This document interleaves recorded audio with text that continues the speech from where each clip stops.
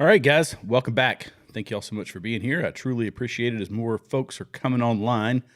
I had the same problem tonight, so I apologize to all my X users. I will repost this on my X account, but for whatever reason, it stopped going. As you saw from the thumbnail, we're going to go through the Piers Morgan and Joy Reid.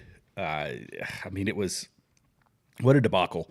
But it was an interview that they did, and Joy Reid, despite being fired by MSNBC, you know, for a deeply unpopular show, I think she was one of the lowest viewership, one of the lowest viewership shows on MSNBC. She hasn't learned a thing. You know, it's like she can't, despite being given the numbers, here's all the demographic data, here's the viewership data, how long people are watching, whatever analytics they can pull from it. They get all of that, and obviously her formula, which was Donald Trump bad, Donald Trump racist, everything is racist, racist, racist. It just didn't. It still didn't work. And even standing in the unemployment line, she's making online content, doing equally as bad. She still doesn't get it. She still doesn't get it. But before we get into that, two things. One is make sure if you enjoy this content that you hit the subscribe button, the like button, the notification bell. That way you're notified every time a new video is released. But I also wanted to play this. This is fascinating. So this is the Michelle Obama podcast, and on the Michelle Obama podcast, they had Barack Obama. This was one of the most painfully. It was so painfully obvious that this was a scripted moment.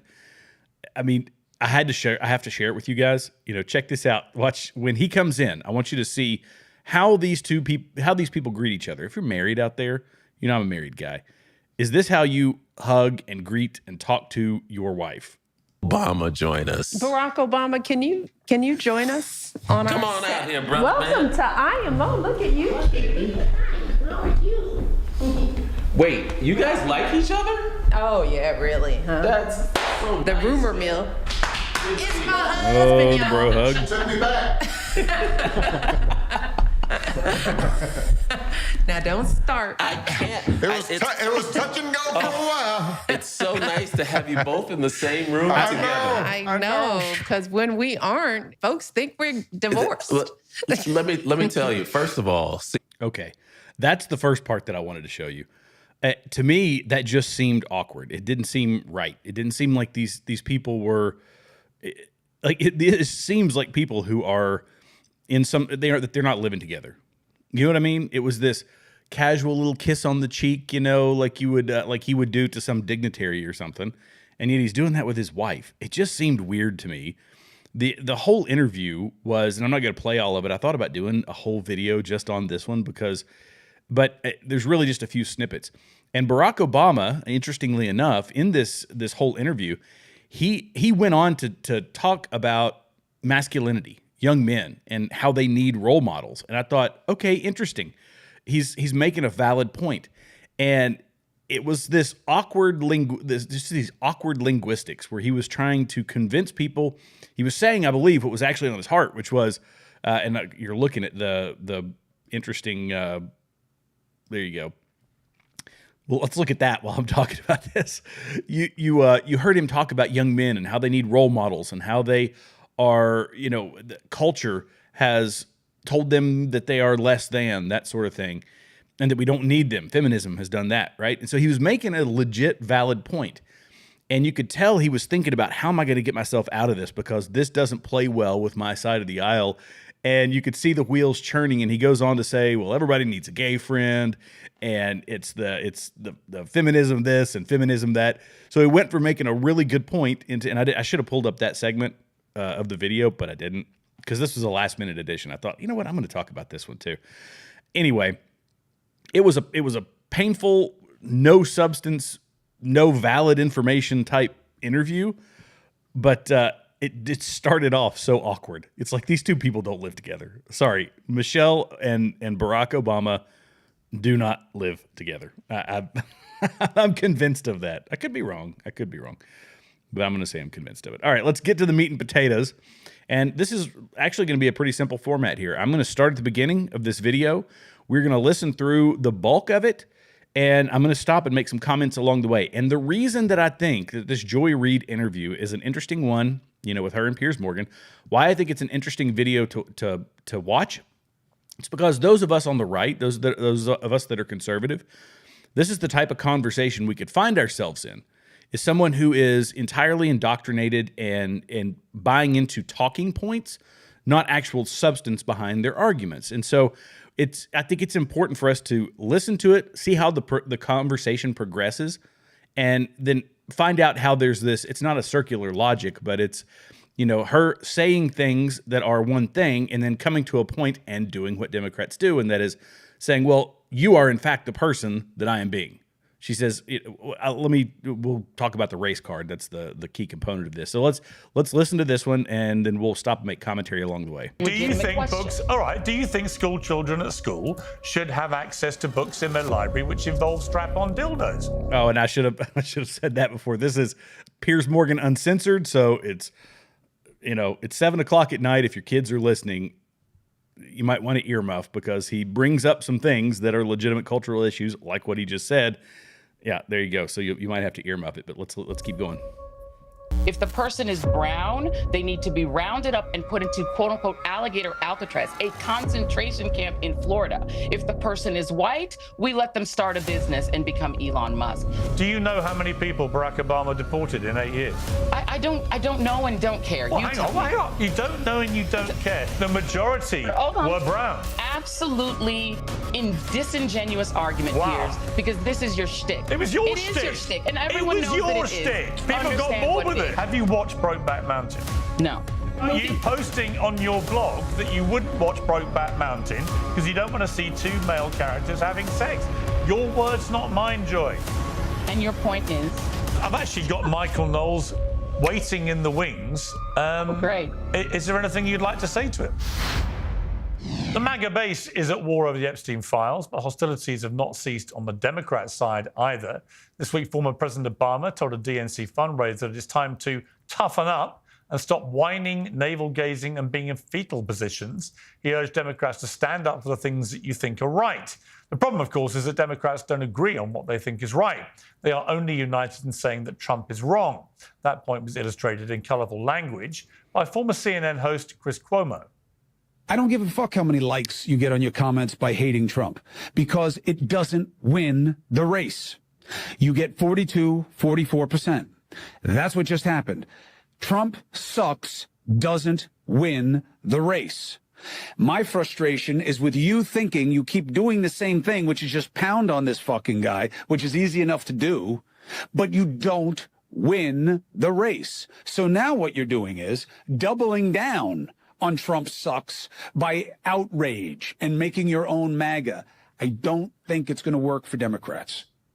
Well, 8 months on from the election, it's not clear who is leading the opposition or which direction it will choose. There are the pragmatic centrists like Josh Shapiro and Pete Buttigieg, who are socially liberal but hyper-focused on electability. And there are the radicals like AOC, Bernie Sanders, and Mamdani, who want to burn it all down and start again. I'm sorry, Pete Buttigieg, we have to say, Piers, you are entirely wrong. Pete Buttigieg is not a moderate. It's about electability, this, that, and the other. Pete Buttigieg, at his core, is a wild leftist. Most of them are. Many people, myself included, saw Trump's victory as a culmination of a huge backlash to identity politics and its unhealthy obsession with racial justice, woke activism, and demonizing opponents. Many people, including myself, saw Joy Reid as a strident advocate for identity politics, exhibiting an unhealthy obsession with racial justice, woke activism, and demonizing opponents. But she can respond to that because Joy Reid, who hosts the Joy Reid Show on YouTube, joins me now. Joy Reid, welcome to Uncensored. Piers, thank you for having me. Well, we've never met, I don't think. We've never spoken to each other. I think we've locked horns a little bit on social media in the past. I think I'm blocked by you on X. I can't remember what crime I committed, but probably Trump-related.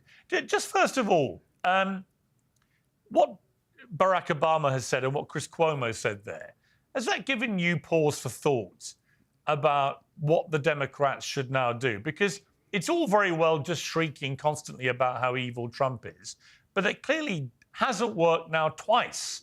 You know, the fact that the guy went away for 4 years and then came back and won again was an utter repudiation of the tactics to beat him, wasn't it? Well, first of all, I'll say I have not blocked you on X Twitter because I haven't been on X Twitter since Elon Musk acquired it. I actually left the platform, so there might be someone posing as me who's blocked you. So I think you'll have to take it that was up with prior them. to Elon's purchase. Oh, okay. All right. Well, so this is an interesting conversation because there is no one who is more obsessed with racial identity politics than Donald Trump. Okay. That right off the bat, that anybody who's listened to Donald Trump, who's paid attention to politics for any length of time, right off the bat, that is the silliest statement I think that I've ever heard. He ran the most racial identity politics laden campaign that I've seen in my lifetime. And I've been following politics since I was 12. The point of his campaign was, if I was to sum it up, that immigrants, whom he identified as gang members from Venezuela, as people from S-hole countries, as essentially any non-white migrant or immigrant in the country, were vermin who were poisoning the blood of our country. Well, he was talking about criminal, illegal immigrants. He was talking. Well, hang on. He was talking. You can't. Okay, so this is a perfect point. She pulled up the same talking points that they were trying to run back in his first presidency, in his first term, and they're running with it again. Despite the fact that this isn't going to work on most of Piers's audience, but she doesn't know that. She doesn't realize that. She's been so ensconced in the MSNBC bubble that she thinks, oh, I can say this stuff and people out there will actually believe it. People who, and I'm sure there are some people on Piers's show that watch his show and he gets millions of views. I'm sure some people will buy it, but by and large, people have been exposed to actual information because she's now on an alternative media platform. It's not the perfect cookie cutter world that's created by the mainstream media. She's in alternative media now. Piers Morgan is a self-funded show. He's not beholden to anybody. And she says, oh, well, I'll just pull out the vermin thing, which he was talking, obviously, about MS-13. And she said, broad brushstroke, the same thing that got her fired, by the way, because her show was failing, is that, oh, he calls everybody who comes from other countries, anyone who's not white, vermin. And it's a falsehood that the American people know about, and the commentator who is on YouTube trying to get people to watch her still doesn't understand. It's crazy. Let me finish my point.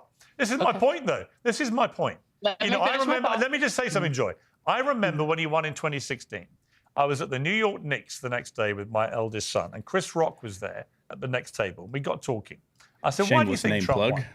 And he said, you know why? He said, if someone's murdered 8 people, stop going around saying he's murdered 9. And he didn't mean Trump had actually murdered anyone. What he meant was, there's plenty to criticize Trump about. I've done it myself many times. But there's also a lot of stuff that resonates with people. And I think it's the over-exaggeration, the over-demonization of Trump is part of the problem. And your characterization of his depiction of immigrants, you said the word immigrants. Actually, what he was talking about repeatedly on his stump in his rallies was specifically illegal immigrants who come in illegally, who are criminals, who are already convicted criminals, who've come into America across the southern border in huge numbers, who are criminals. He wasn't talking about non-criminal immigrants, as you tried to put it there. So there is a difference. False. No, first of all, it's absolutely false. Let's talk about, for one example, the Haitian immigrants in Ohio. Mm-hmm. These are people who were in the country on a legitimate visa, who are actually improving that community by taking jobs desperately, where people desperately needed to hire and did not have any, enough American-born employees, and they were hiring these folks. They were taking badly needed jobs. They were improving the community economically. He accused them of eating people's cats and dogs. He characterized them as if they were animals. These are people who his own administration had allowed into the country on a legitimate visa. And but I agree with you. First of all, I'll stop. Let me just. But I agree with you. So his all-encompassing term about immigrants being vermin and poisoning the blood of the country was all-encompassing because it included them. And in his mind, it included anyone who he said came from an S-hole country, meaning if you came from Nigeria, if you came from the Gabon, if you came from any country in Africa. He in a blanketed way depicted immigrants, again, with Nazi terminology, vermin. Well, let's leave. Okay, so I have to stop here. First off, when we're talking about immigrants, and you can specify the immigrants that have been deported, the ones that had DUIs, ones that were in other countries on trial for murder, or who had violent criminal records. There's that type of criminal immigrant. Donald Trump was talking about those. You could talk about MS-13. You could talk about Tren de Aragua, whichever gang, pick your poison. So you've got those types of immigrants. You've got immigrants who came across the border without claiming asylum, without going through a port of entry, an official port of entry. They are also criminals by our laws. Now, does that make them vermin? You could make an argument, I suppose. I mean, they broke the law. Their first act in America is breaking the law. Does that make them vermin? No. A lot of them are desperate people. A lot of them were children being trafficked. Obviously, they aren't. They are victims. There's multi-layers to this. Joy Reid, I don't believe, is willing or able to, and I think it just because that doesn't help her viewership, her audience. She's unable to distinguish between all of those various levels of immigration, right? This is why right now, with the border hermetically sealed, the southern border completely sealed, we don't have to worry about it that much, right? There's not really anybody coming across. Fine, you can come across at the port of entry, claim asylum. Maybe your claim will be accepted, maybe it won't. The other thing is people that overstayed their visas. So they say they were granted a visa by Trump's administration. How many of those people overstayed those visas? At that point, you are now a criminal and are able to be deported. They're not going to get into the nuances, I don't think, on a show that runs as generally as short as this one. I mean, this is an hour-long show.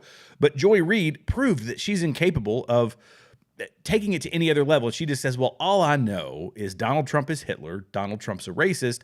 And he said vermin. I'm just going to assume that he meant la-di-da-di everybody, despite the fact that he specified, right? It's like the whole... fine people on both sides. She's one of the ones that bought into that. Oh, there's fine people on both sides, except for the neo-Nazis and white supremacists, which he said, but her network and others like it, she still does. They don't like to acknowledge that last part. They just say, oh, there's fine people on both sides. You're talking about white supremacists and neo-Nazis. So anyway. The blood of our country. You know what? Whenever people... let me finish but Joy, whenever you... It's taken you what? It's taken you 4 minutes and you've called him a Nazi already. Come on.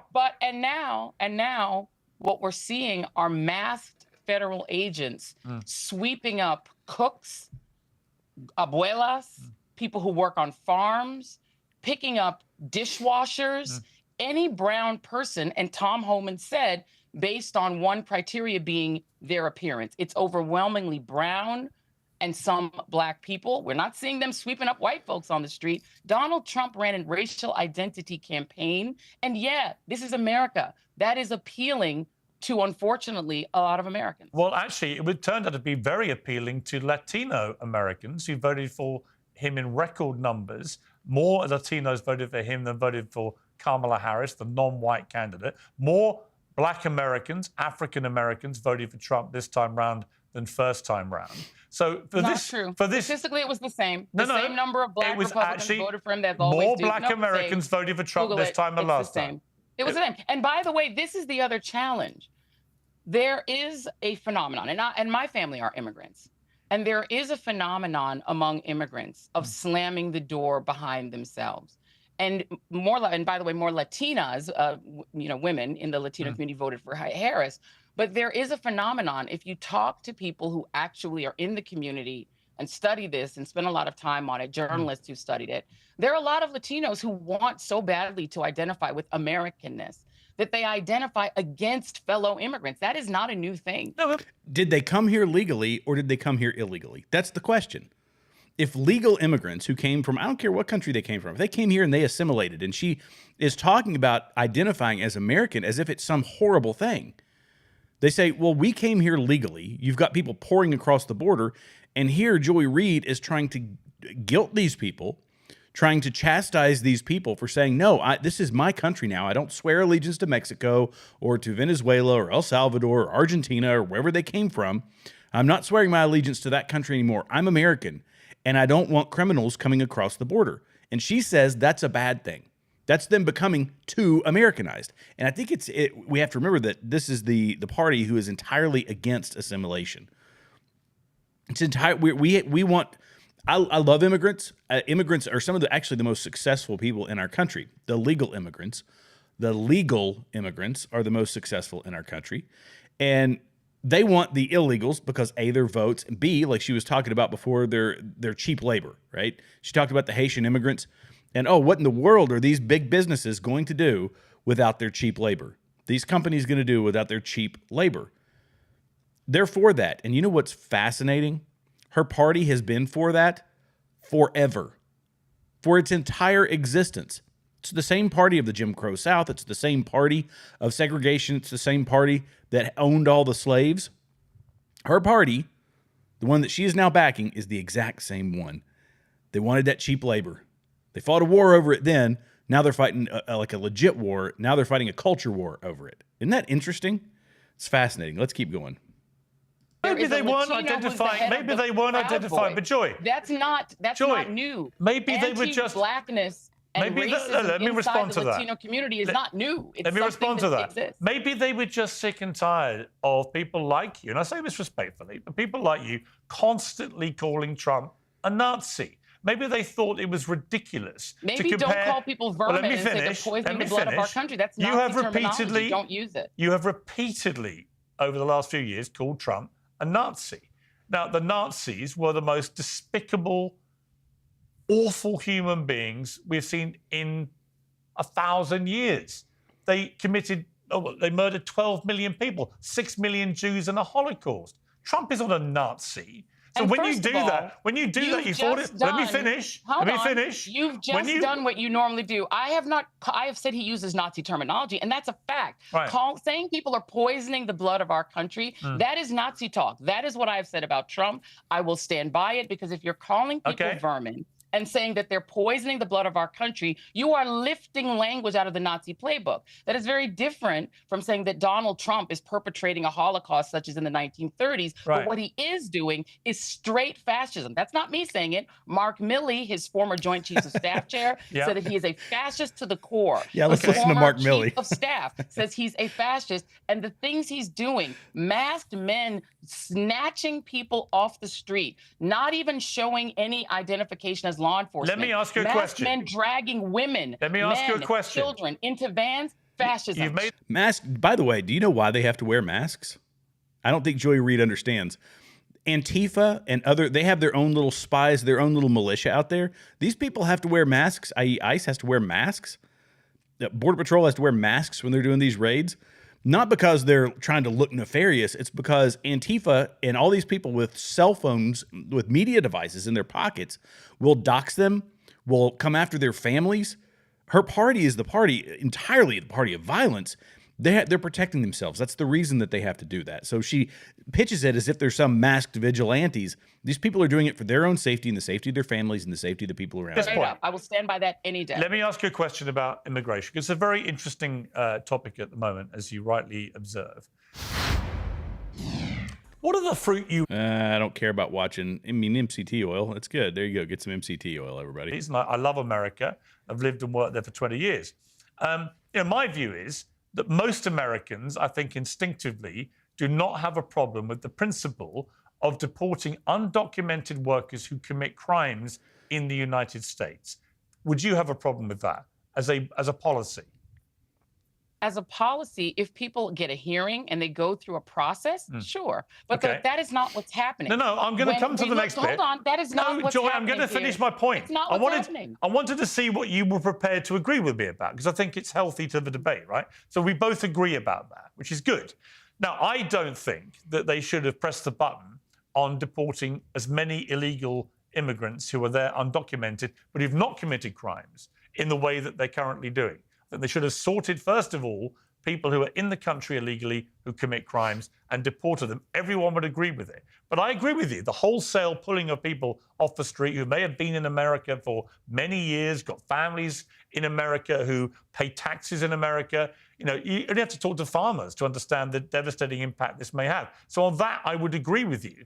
But I also think that, and I hope you would agree, that Donald Trump has pretty much stopped completely the number of people coming over the southern border illegally. And under Joe Biden and Kamala Harris, over a 4-year period, as many as 10 million people are believed to have come over the southern border illegally. Now, you must surely think that the Trump way of securing the southern border is better for the United States than the Biden way? First of all, if those are Donald Trump's numbers about how many people came in over the southern border, I don't buy them at all. What I don't numbers do trust you buy? anything Donald Trump said. What numbers do you buy? And let me go on. Well, how many do you think it was? Let's just say it was. Well, Joy, 10 how many million. do you think it was? No, let's just say I'm going to stipulate to you. Let's just say it was 10 million people.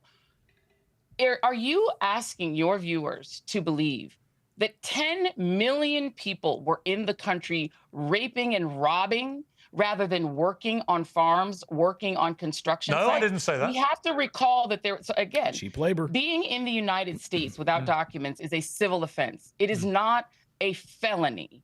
And so the reality is, if it was 10 million people, we have to ask ourselves, what is the pull?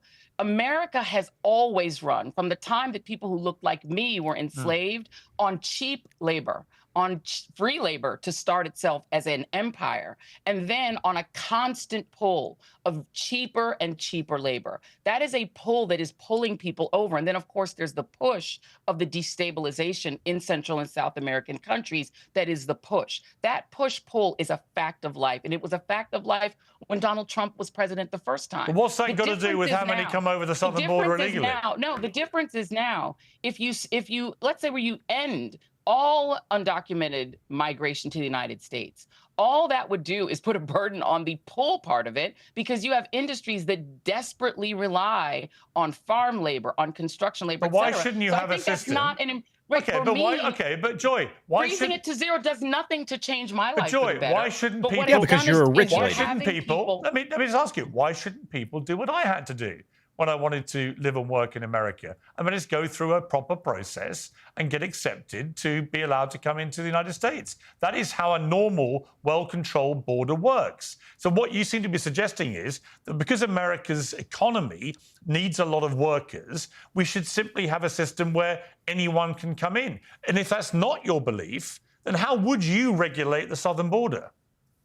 I'm going to say to you that if the policy were applied the same across the board, that would be one thing. It's not. Marco Rubio's grandfather didn't do it the right way. He overstayed an order of deportation, stayed anyway, and was allowed to remain in the country. Elon Musk's brother says, and Elon Musk disputes it, but Elon Musk's brother said they overstayed their student visa, started a business which would have been illegal for someone on a student visa, were allowed to stay. They are white migrants, and somehow that was okay. What we're seeing is a selective enforcement of this outrage. If the person is brown, they need to be rounded up and put into quote-unquote alligator Alcatraz, a concentration camp in Florida. If the person is white, we let them start a business and become Elon Musk. What's happening is that Stephen Miller has said he wants 3,000 people a day rounded up. And he has said he doesn't care where they have to get them. He wants ICE going into Home Depot. He wants them going on construction sites, going onto farms,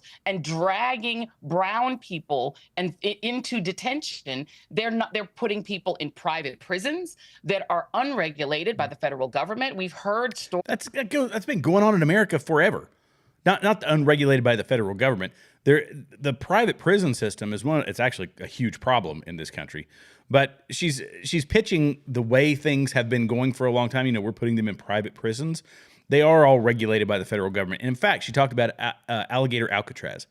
The warden of that prison, of that detention center, said that they caught the people, the reporters, pointing in the infrared thermometers at the light bulbs to try and register higher temperatures because it wasn't as hot as they would have preferred it to be.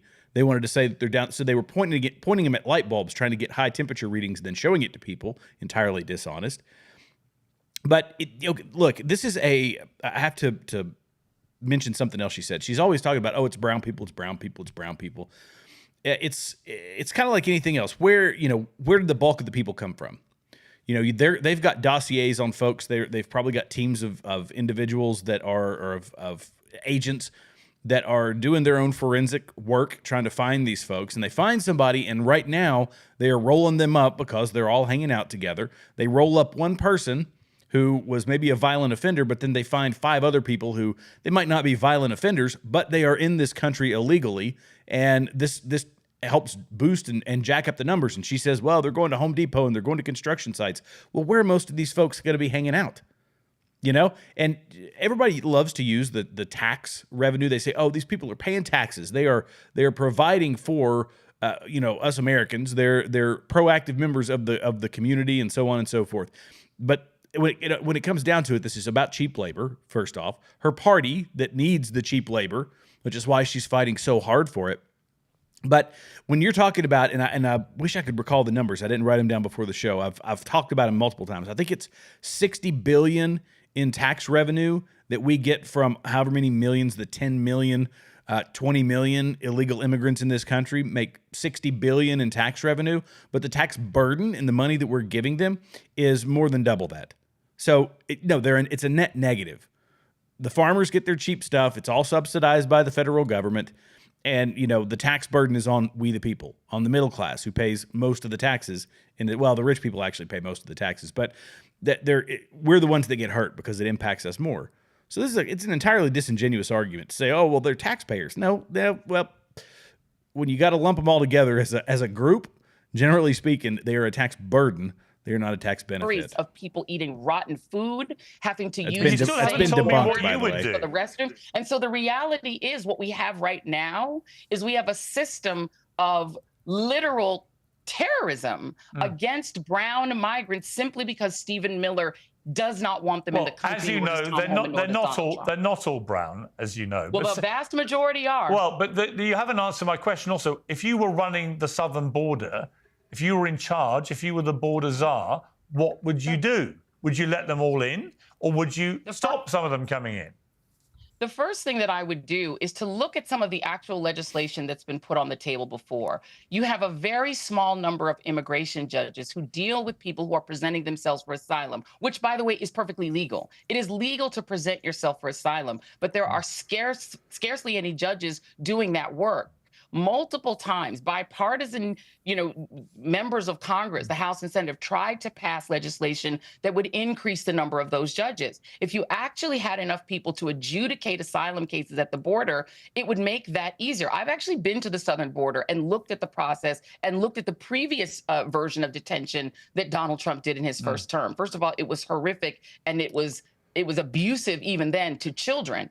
And were you as outraged by Barack Obama's deportation program of over three? Absolutely. Yeah. Oh, absolutely. And I think that Barack Obama made some compromises that I do not think were morally sound, like children in cages, to try to lure Republicans into doing the immigration reform. Do you know how many people he deported? Since Marco Rubio joined the Gang of Eight. Do you know how many people Barack Obama deported in 8 years? I'm sure you're going to tell me. Well, why don't you guess? I don't know and don't care. Well, you hang tell on, me. hang on. You don't know and you don't care. You've just given me... Because it's not the issue. You're trying to make the issue the southern border. Joy. You've just given me... Joy. Joy. The point is... Joy. You've just given me... Joy. Was not dragging women and let me finish. Nursing babies apart and taking... Joy. You've just given me... I'm sure going to tell me it's your main issue. You've just given me but it's not my main issue. My main issue is that what we're seeing...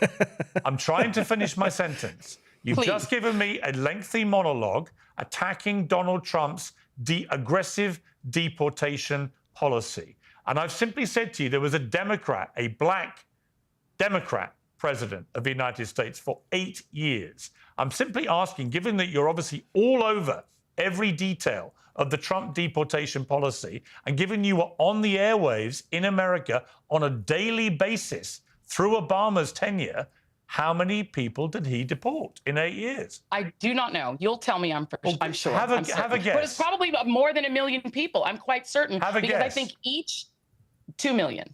Right, it was 3 million. Okay. And your point being what? My point being, are you as shocked by that as you are claiming to be by Trump? If you're stressed about...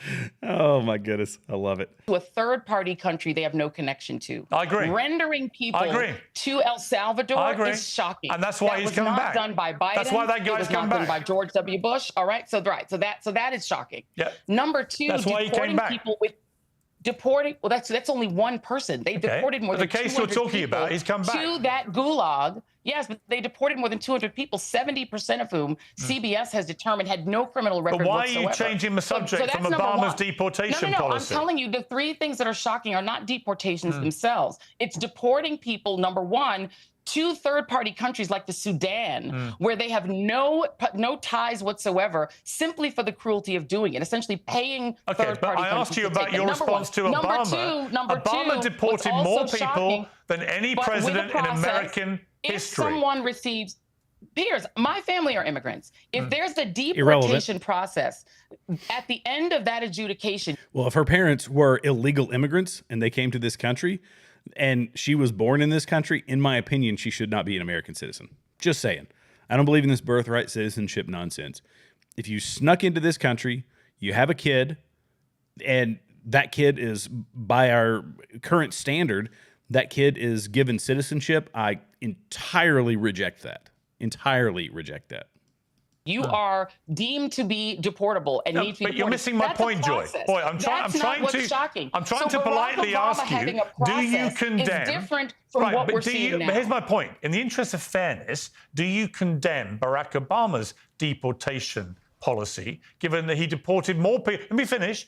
More people than any American president in history in his 8 What years. an absolutely disingenuous argument, Wow. Piers. Because It's what entirely people valid are argument. yes. No, I'm gonna explain it if you'll You allow didn't me. even know how It is many he deported. disingenuous because I just said that, first of all, I think it was a moral compromise that I disagree with vehemently A moral that Barack compromise. Obama made to try to lure Republicans who were never going to really come to the table for immigration reform. I Right. disagree with what he did. But if there's a process for deportation, that's one thing. If Okay. you are rendering people with no process, if you are rendering them to third parties, and if you are kidnapping them off the streets, Yeah. as if this is 1930s Germany or gosh. South Africa in the Again, 1980s. this is the veiled language. This is one of the several things in here that we have to pay attention to, is that she says, "Oh, I never call him Hitler. I never call him Hitler," but she says fascist, that he lifted something from the Hitler playbook, that this is like 1930s Germany. These are all the terms that they throw in there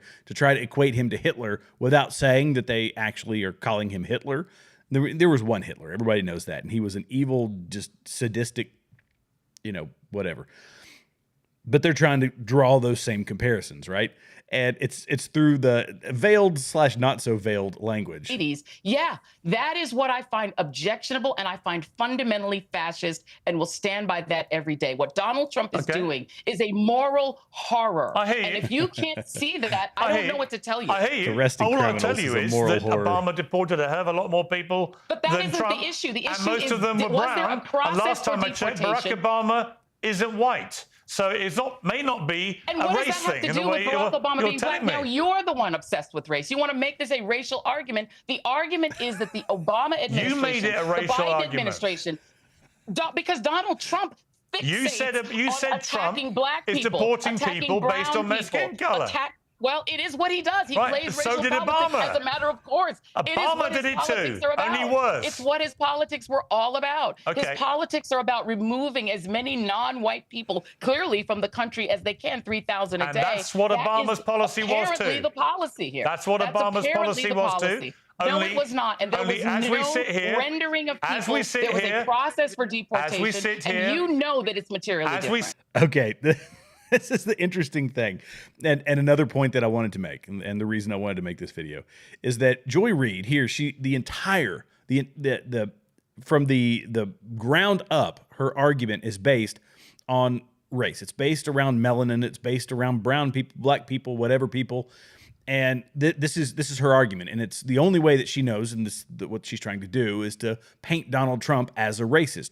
So him and Tom Homan and Kristi Noem and all these people who are enforcing the law of our country, because the Democrats allowed in people from other countries, and all those countries happen to come from the South, or you can pick anywhere from Haiti to El Salvador to China to Turkey to wherever. Pick your country. Afghanistan, you know, the Sudan. I mean, it doesn't matter which country. They all came from other places that are not the United States, places that generally speaking aren't Europe either.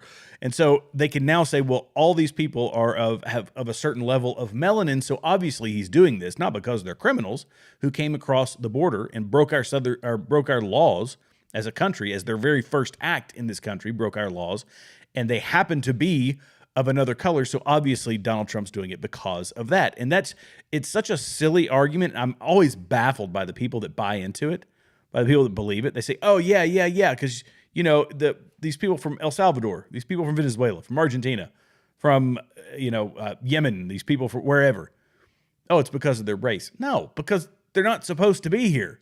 They broke the law as their first act as a good old tax-paying American, as Joy Reid would have you believe, is to break our laws.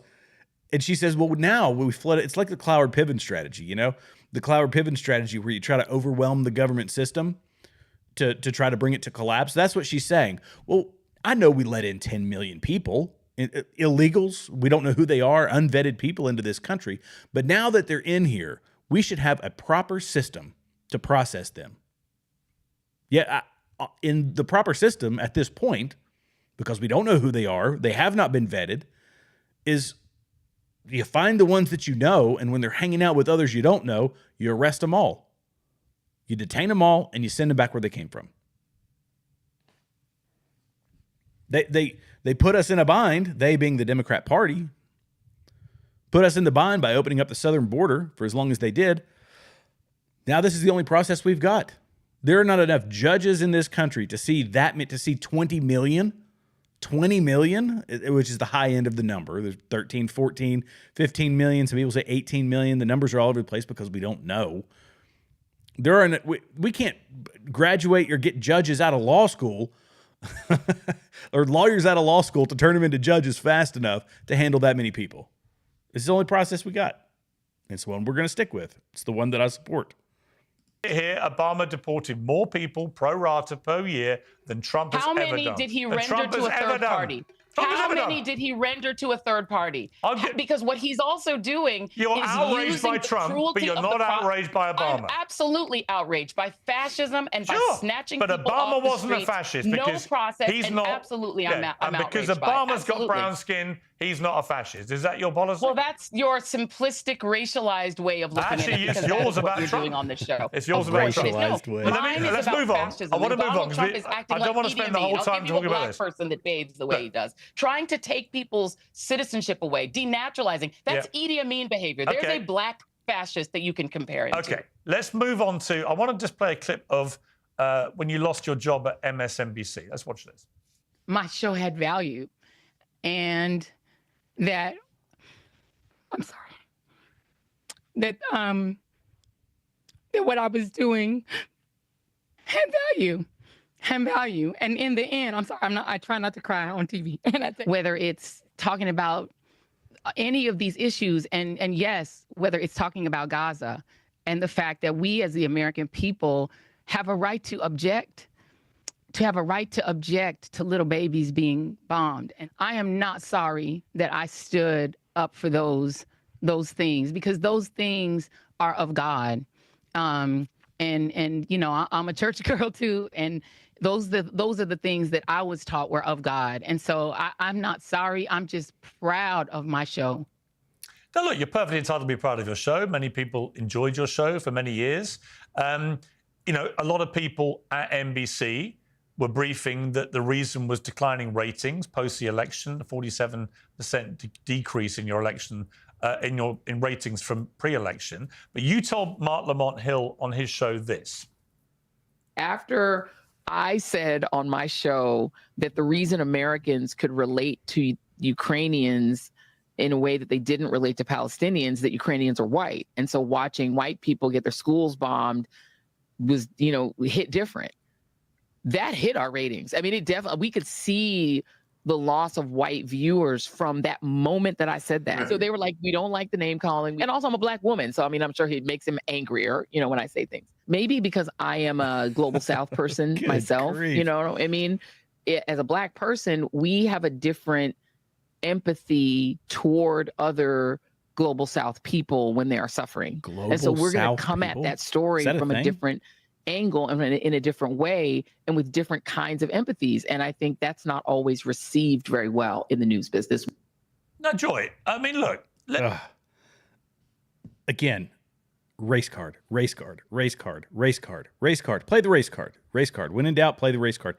It's really infuriating, and you kind of wonder what. Take that away. If she were just a white person, what would she have to say to what would be her shtick? I mean, literally, that's the only. She can't have a conversation. She can't pitch a show. She can't do any of that without bringing up race. It's 100% of her shtick. And the fact that she went on Piers Morgan and started saying, well, Trump is the racist. Trump ran a racist campaign. His campaign is based on race. Everything bad that happened to her, not the fact that she sat there and spouted nonsense on MSNBC, things that were verifiably false, and the viewership obviously saw that and said, well, I'm tuning out now. They got tired of hearing about the racist Donald Trump, and in fact, I would say probably half of her viewership probably voted for Donald Trump, and that's why they quit, because they got tired of it. She thinks that that's the only way that she can make an argument. I think that she needs to unplug for a while, and I think it would probably do good to. I've done this before, by the way. I will. When you get into reading the news, the algorithm, you have to actively get outside the algorithm. You have to make a concerted effort to do it. I will look up liberal commentators, prominent liberal commentators, whether it's on X or whether it's on YouTube, and I watch content. I read content from both sides because the algorithm will feed me things from both sides if I do that.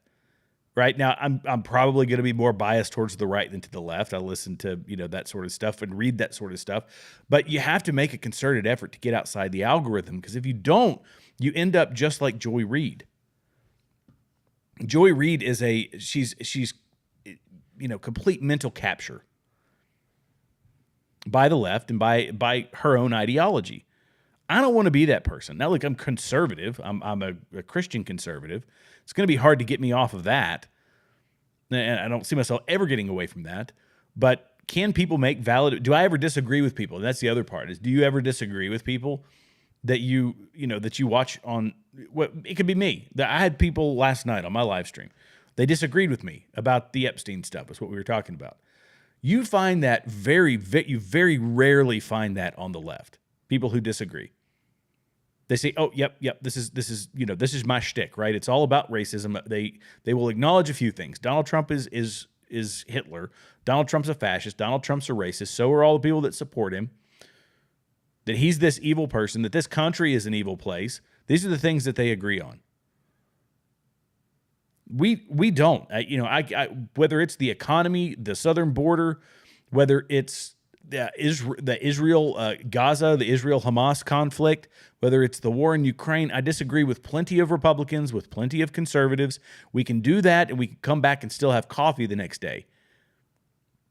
I can openly criticize people who I will listen to, but not when they're talking about certain stuff, because you just know where it's going to go, and I don't agree with it. I can hear their opinion. I won't say I won't listen to it, but like I was listening to Tucker with a guy talking about Israel, and Tucker's gone completely anti-Israel, and it's fine. It's his prerogative.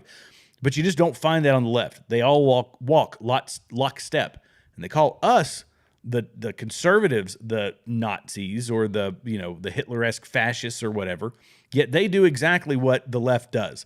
What the socialists do, what the Nazis did, and that is walk lockstep. You do not step out. If you do step out, you will be crushed either in the court of public opinion or literally by their little militia, which is Antifa. It's really interesting. You just have to listen to a lot of commentators like Joy Reid and David Pakman and Cenk Uygur and all those other folks. They just don't think for themselves. They act like it, but they just don't think for themselves. They'll never disagree. Let's be honest, I don't think you were fired after all those years because of your skin color or because you're a black woman. I think you were fired because your show just got increasingly unpopular. It happens all the time in TV. That's why you got let go. Why play the race card? First of all, I love the fact that your play the race card is your version of the race card. You literally are so fixated on trying to racialize conversations with me, Piers, that I find it actually quite charming. You racialize more. Are you serious?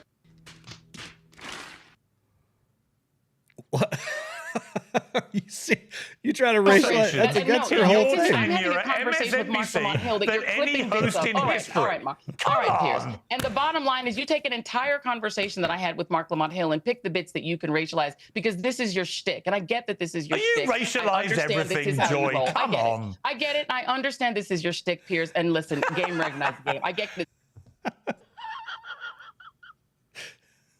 It's not my stick. And the bottom line, it was your stick. stick. It is your stick, and everyone knows your that it stick. is. Piers, we people understand got bored what with it is. it. And it is so interesting to me that you yourself, as a white European, find that when people of color talk about race, that you believe is racializing conversations. But when people like you fixate on, well, Barack Obama was a black president, why don't you object to that? That is racializing a conversation about the former president of the United States. But you can't put your, and I'm sure you find that charming and funny. I find it hilarious because you're the one. You're the one who said Donald Trump. You and your friend Donald Trump. You said Donald Trump is a white fascist. Are so he is a well.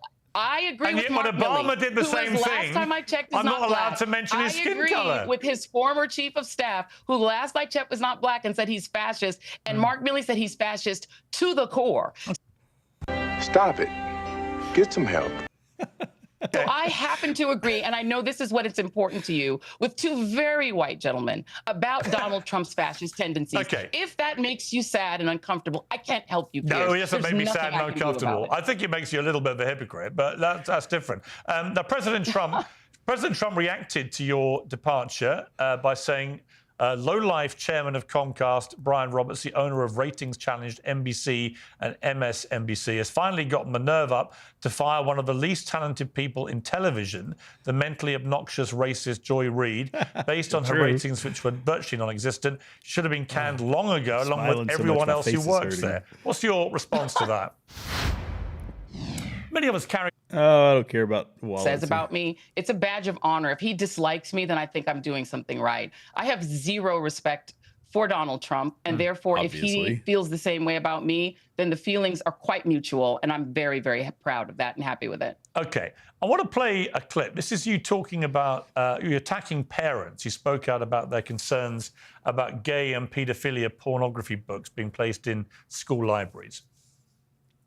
The question I'm asking is, what is the expertise that you have and other Moms for Liberty advocates have to decide that a book, an award-winning book like All Boys Aren't Blue, isn't appropriate for students to read? What is your expertise? What a tragic story of a young man who's anally raped by his adult family member. So you have incest, rape, pedophilia. Joy, you said you'd let me answer, so I'm going to answer Please for you. In what context is a strap-on dildo acceptable for public school? Just I mean, that's my question to you. Tell me what the context around the strap-on dildo or the rape of a minor child by a teacher. Hold on a second. No, wait, we're talking about public school. One moment. All right.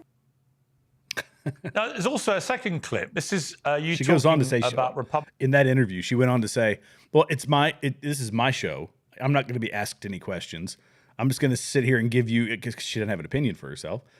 She just knows that she's supposed to repeat the same lines that she's repeating now. But anyway. Exploiting concerns by minors who identify as transgender. And you said this was an old age tradition which Nazi Germany did. Let's take a look. Ugh, always about Germany. In fact, there are more kids who have been exposed to gun violence, estimated at 3 million, than there are transgender Americans of all ages in total. Targeting trans people isn't new. It is an age-old tradition, which Nazi Germany did with brutally violent ends in the 1930s. Now, the confusing part of all this, Joy, is what you really think about the LGBTQ plus, whatever it now is, community, right? Because as you know, when you started commentating about this, appearing to be a big ally, a lot of stuff emerged which came from posts that you had purportedly put up in a blog between 2007 and 2009, one of which said, most straight people cringe at the sight of two men kissing. Another said, I don't want to watch the two male characters in Brokeback Mountain. You were talking about having sex. Does that make me homophobic? Probably. You referred to the then Florida governor as Miss Charlie and featured the tag gay politicians. Now, you said at the time when all this emerged I genuinely don't believe I wrote those hateful things because they're completely alien to me. I hired cybersecurity experts to see if somebody manipulated my words or my former blog. And the reality is they've not been able to prove it. Now you're not at MSNBC. Now you're on your own, doing your own thing, and you don't have to worry about repercussions and stuff. Are you prepared to finally come clean and just admit that was your blog and you did say those things? You know, Piers, I might have known that you would use this opportunity and interview and that this was your purpose, right? This is your purpose. And that's fine. This is your show and you can do whatever you like. You know, I could sit here and go on and fight with you about your strange, weird obsession with Meghan Markle, but I won't do that because that would be rude. But what I will say is, if you want to. We can do that as well. Sure. But the point being that I was very open with my employer at the time about what happened with that old site, which I stopped writing in, you know, before I even came back into the NBC family. And what I have not really talked about publicly, but what I can tell you is that I had a very legitimate reason for being concerned about it because I was also on the radio at that time. And the things that I was literally talking about on the radio were quite the opposite of the things that were in that site. That is the reason that we began investigating what was going on with that site. And there was also someone who I do not know, who I still do not know, who had login access to my site for years that we did not even discover because I hadn't looked at the site for years. I don't know who that is. I don't know why they had access to the site. But had I not been open about that, I would have been definitely fired or you know, there would have been some repercussions. I was open with my company about that. I've been very open. Everyone who knows me knows about it. You've been open. I got it. You've been open. Everybody's talked about it. Argue with me about an old blog site, that's fine. And I'll take responsibility. I just asked you if you did write it. And hold on. And I'm willing to take responsibility for anything that was on that site. Did you say? Did you write it? For you, did you say those things? Not to my. Listen, what I'm going to say is very simply. You said them. What I'm going to say is very simply this. Piers. You know you did. The point that you're attempting to make. You just spun me an absolute load of old flannel. The reason that you are trying to go here is that you're trying to defend the idea that Moms for Liberty and these other organizations can take books that are not pornography, that are not pornographic. No, I'm just trying to see. I'm just trying to see whether you like to hold people to account, and I'm just trying to ask you myself to questions about you being held to account. For everything that was in that site, and I took responsibility for everything that was in that. So she's making this sound like, oh, I took responsibility for it. No, it's a simple question. Did you write it? Did you not? The easy answer, and I think Piers Morgan goes on to say this, is all you got to say is, yes, I wrote that at a certain time in my life where that's what I thought, but my views have changed and whatever. So, I mean, I don't think she's wrong. I never watched Brokeback Mountain, and I would never consider watching Brokeback Mountain because I think that's gross. She can't say that because she comes out, you know, it's this, that's not an apology to her, but it's her kind of sucking up to a community who she's not actually a fan of.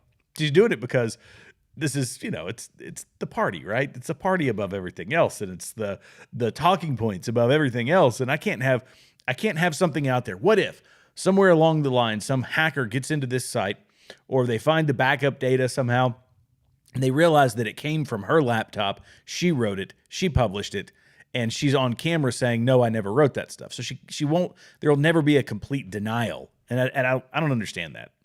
Site, and I still take responsibility for everything that was in that site. I find anything that harms the LGBTQ community that was in that site repugnant. I apologize for it. I take full responsibility for it. But the point that I made in my conversation with the woman from Moms for Liberty is that they are making themselves the expert on books, which they are deeming pornographic, by using a site called booklooks.com, looking for words in the book that make them uncomfortable, and then attempting to ban books by the hundreds. And out of interest, but just to be clear, And so I asked her, do you think books, all right, do you think school children at school should have access to books in their library which involve strap-on dildos? Again, you're taking a book that has multiple subjects, and you're taking this award-winning book. I don't care how many awards it's won. I just asked you a simple question. You may feel uncomfortable. And the bottom line is, These books that were published by publishers who had an opportunity to say no, looked at these books. These are award-winning. She's basically saying it won awards by leftist people who think that this is okay to teach to kids, which fine, they want to give it an award. I don't care. The award becomes entirely irrelevant.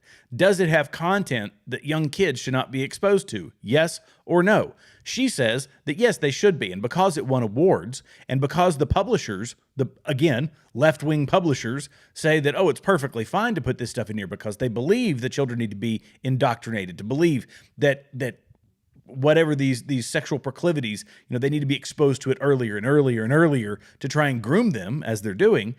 She's saying because all those decisions by other people were made, that Moms for Liberty is wrong in saying, well, it shouldn't be in schools. What? Because of the publisher? Because of the awards? Larry Flynn published Hustler. Does that mean that it should be in an elementary school?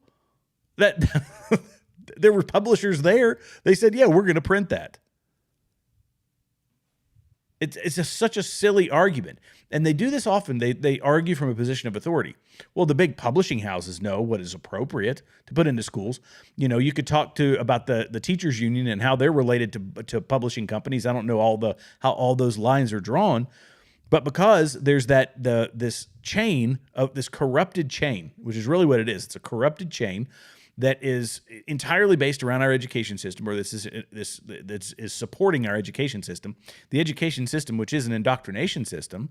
And because all the little folks that are lockstep with the evil machine of the education system, because they agree it's okay, and Joy Reid buys off on that. And anybody who says, I don't want my kid learning about, sexual toys when they're in elementary school, they're the bad ones. They're the Nazis, right? That are trying to burn books. It's so silly.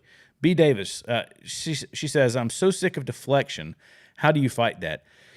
I have found that some people, this is just in my own personal experience, some people are really bought into the system. The more calmer headed people, you can actually have conversations with them, and you got to come armed with some facts, right?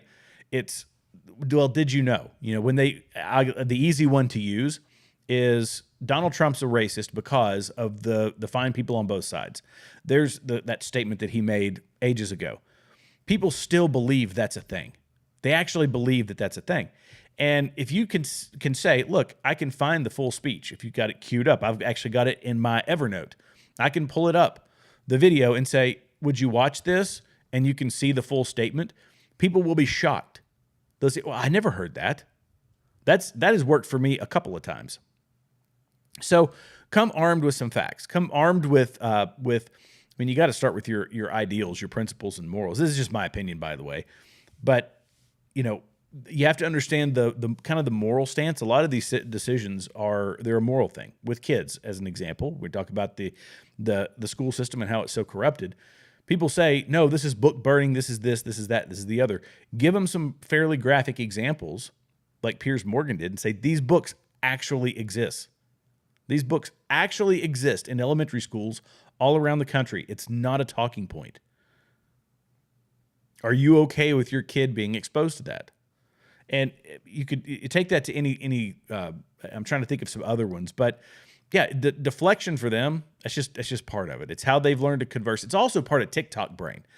We have to stay out of that. And I find myself, look, I will do it.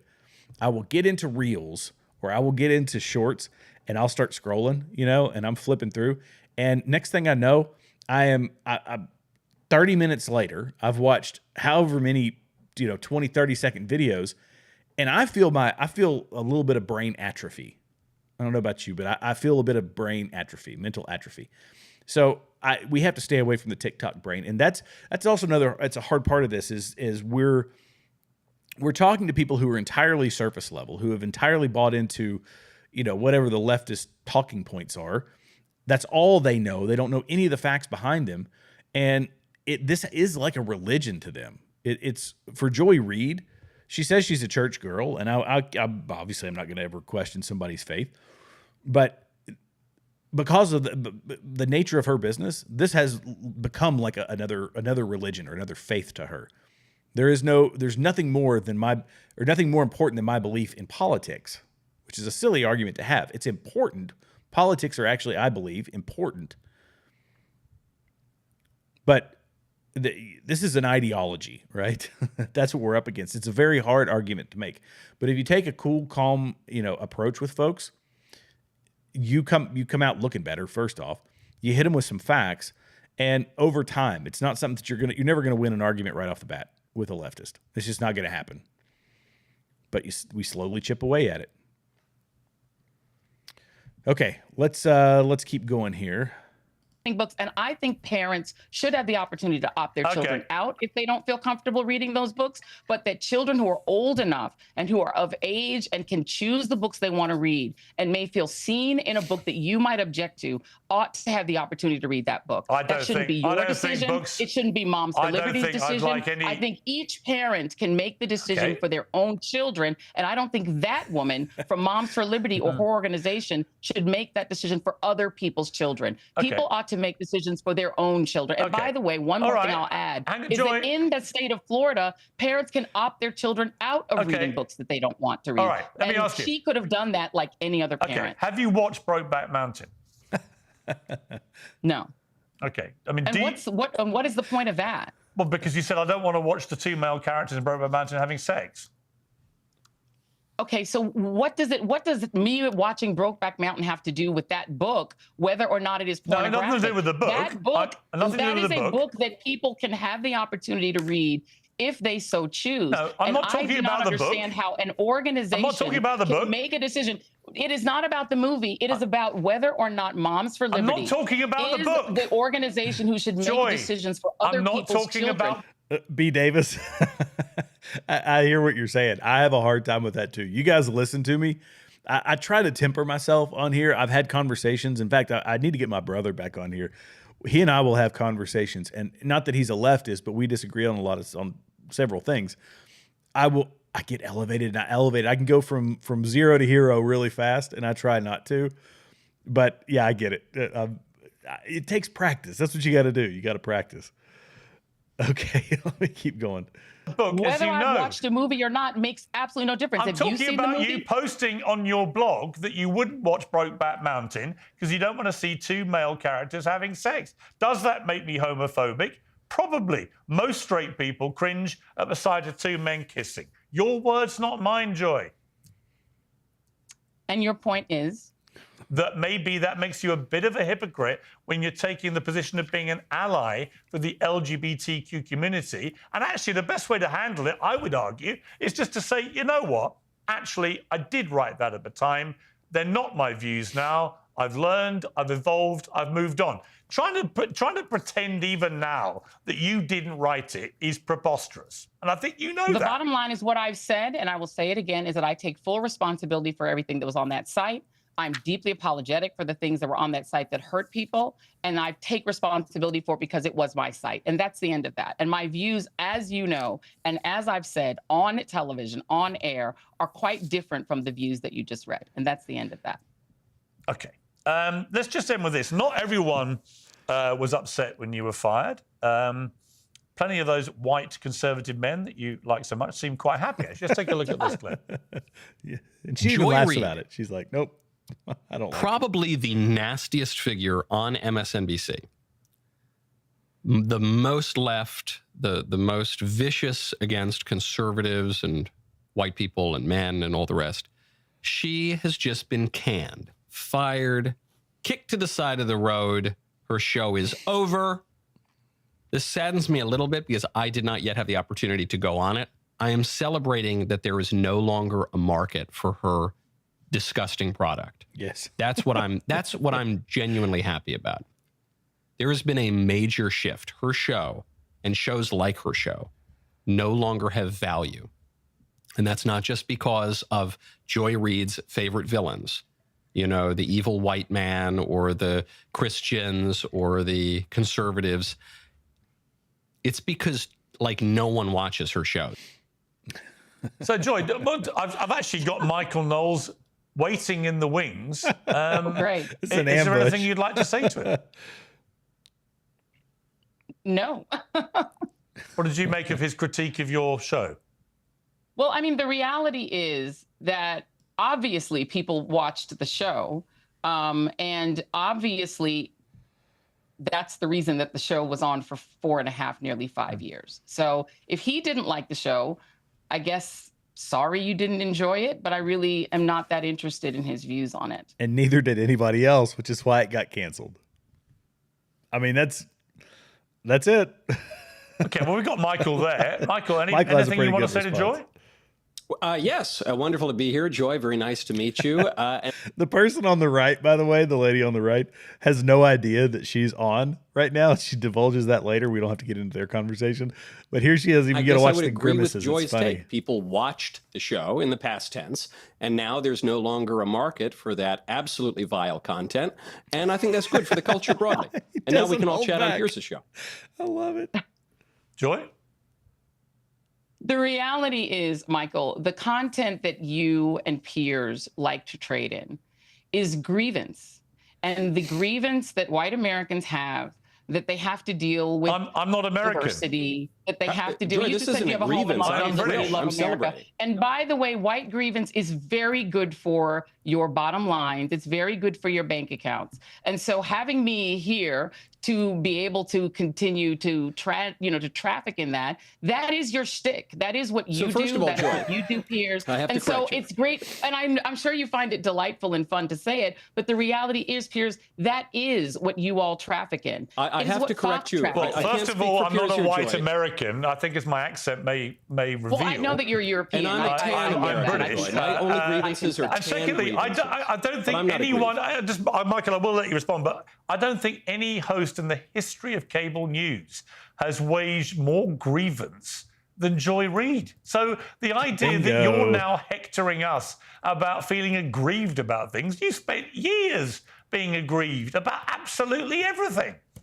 Excuse me, but your favorite president, the president who you completely support, is nothing but My grievance. favorite His president was entire Abraham campaign Lincoln. was grievance. His entire campaign was grievance. Well, your former boss on the I'm not Apprentice, or Donald whatever Trump. you want to call him, your friend. The bottom line is that Donald Trump's entire campaign was about grievance. It was about white America feeling they'd lost their country and they need to Oh, take goodness it back. gracious. So this becomes the thing, grievance, right? Everybody's got grievances. So yeah, Joy Reid's entire show, and I'm not going to play any more of that, but Joy Reid's entire show was about, it's these, they're false evils, right? They're things that aren't even true. If you have legitimate problems with low taxes, or you have legitimate problems with criminals being deported, or legit problems, I mean, that's fine. You can make that argument. But those are the things that Joy Reid she was using as her platform, or using her platform to push, is that Donald Trump is a fascist, Donald Trump is Hitler, Donald Trump is a racist, all of his supporters are racist, all of his supporters are fascist. These are falsehoods. These are things that turn people against her show, that turn people against the Democrat Party, that made people walk away and go and become Republicans, become conservatives, all of those things. And people just got tired of it. They legit got tired of it. Donald Trump has grievances saying the American people are paying too much to other countries. The American people are going into debt more than they should be. The American people can't afford to get out of the middle class, or can't afford to get to the middle class. These are legitimate grievances. Hers are based on immutable characteristics, things that can't change. They're ghosts of ghosts, right? When you say that there's systemic racism and that there's toxic masculinity, these are silly things that the average person knows are just it's ridiculous. These are false grievances. So the American people stepped away from it. Joy Reid lost her job. Now she's making YouTube videos like everybody else. Like 800,000 people, by the way, right now. There's 800,000 podcasters in this country. And I think it's in the country. It might be in the world. But she's another one of those. She went from, she's probably still a millionaire. But you can't traffic in that kind of silliness that's not based on an actual principle, right? We're principled people. We have the Constitution. I have God. I have Christ. I have positive things. I have a power above the federal government. Joy Reid doesn't have that. She says she does, but she certainly doesn't act like it. I have morals and principles, like I say, the Constitution. And anyway. Okay, so let me get to some more of these comments. So Junior, I saw you and B Davis. Let's see. So yeah, it's a when you're talking about family, this is a tough one, and I'm going to give you a great example of this. So a great example of, I have an aunt, and I love my aunt to death. I'm incredibly close to her, and that aunt of mine is very much on the other side of politics from me, and we are incredibly close. Part of it is when we have a conversation, it's not, here's what you should believe. This is how we approach that. We try not to talk a lot of politics because there are people like that. And we try not to talk a bunch of it, but I ask questions of her. She asks questions of me when we do talk about it. And you have to approach it from, I don't want to ruin a great relationship because politics isn't worth losing a relationship over. It's just not. There's far more important things in this world, like, maintaining a loving relationship with someone. If you have a close relative who hates Donald Trump, that's fine, but you still want to spend time with them, right? You can, again, try to convince them by asking them questions. Well, what do you think about this? And not, well, what do you think about this? What do you think about that? Tonality is important. All those things are important when you're talking with folks. And I've found that I can still have conversations around big issues, and I have to read the person, that when they start getting, the squinty eyes, when they start getting angry, when they really start, changing their demeanor, it's like, all right, we don't have to talk about this now. We can talk about it later. You got time, right? But don't lose a family over politics. It's just not worth it. It's really not. Let's see. What else have we got?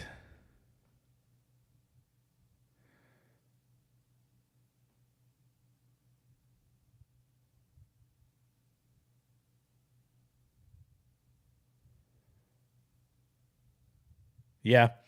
It's really, really hard to be the good guy at this point with politics. It is, because we're concerned about it, and this is the way I approach it anyways.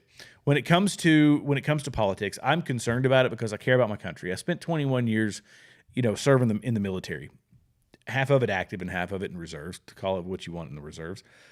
But I spent a considerable amount of my time preparing to or going to war. I did multiple deployments when I was on active duty. I did 3 deployments on active duty. I care about this country, but this country it's not at the peak of my concerns. God is. That's where I get my direction from. And I have to, if I do something, if I say something wrong, I have to get right with God before I get right with anybody else. And so, it's not the most important, but it is, we have a massive impact in this country, like across the globe. Should we have as big of an impact as we do? I don't know. Maybe not. The government has, I've had this conversation with folks when it comes to like USAID, right? They were, USAID was providing all this money to all these nonprofits all over the world. That's our money. That's our taxpayer money. Some of it is, if you got kids, it's your kids' money, because that we've done that now with our debt clock here. I think I've still got my debt clock pulled up. Let's see if that's working. There it is. Yep. Oh, it's giving me an ad. I don't know what that is. I'll have to reload the app. But we're at 37 trillion in debt. That's your kids' money. It's not my money. It's not your money. It's your kids' money. And so I care about it because it affects future generations. It's us influencing other governments. It's us, not doing it based on charity from we the people, which is how this is supposed to happen. If you want to fund a hospital in the Sudan, I'm all for people doing that have the money to do that can make small donations to whoever it is that they want to donate to. But printing the money and leveraging it to the point that we're impacting other countries with this money, with the USAID money, I do have a problem with that. So these are the things that I'm fighting for. I care about this country. I love the people of this country, even the ones that hate me. I love them, and I want them to live in prosperity, and I hope that they do. But when you're talking to a lot of leftists, it doesn't have anything to do with that. Everything is bad. There's nothing good about this country. That's why they want to turn it socialist. They want to turn it communist, whatever. So that's the type of ideology that you're fighting with. And honestly, slow and steady is how I try to approach it. Not on here. I kind of go full bore against folks on here. But yeah, I'm just saying in my personal life. Let's see.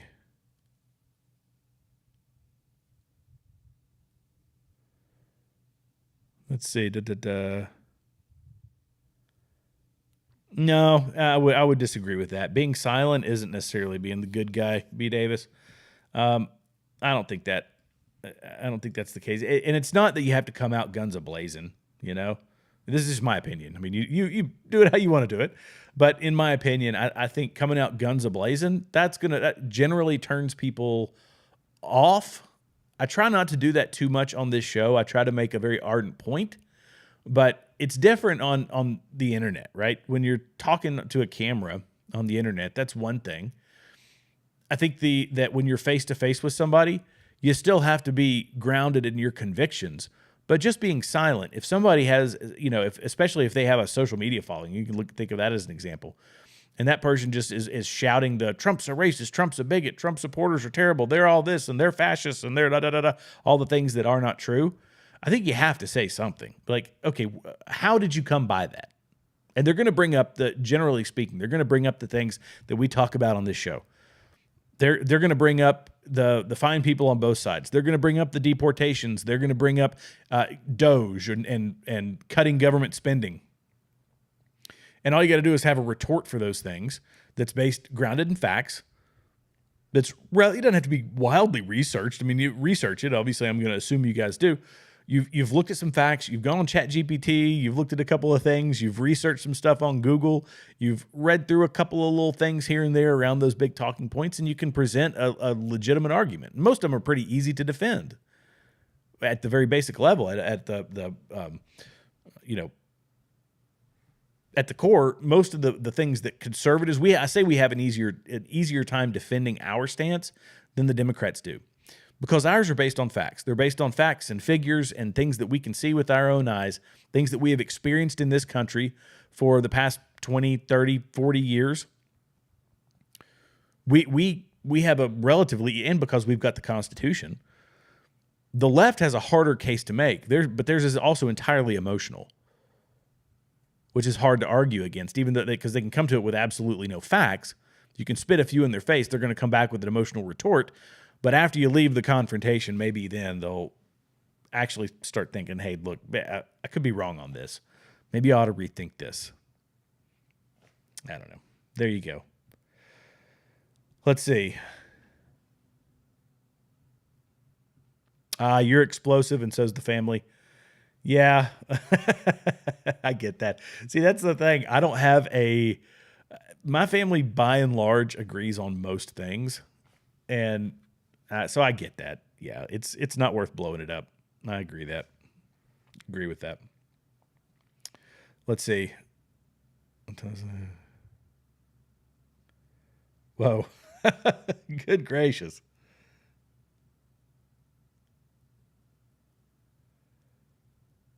Wow. Okay, that's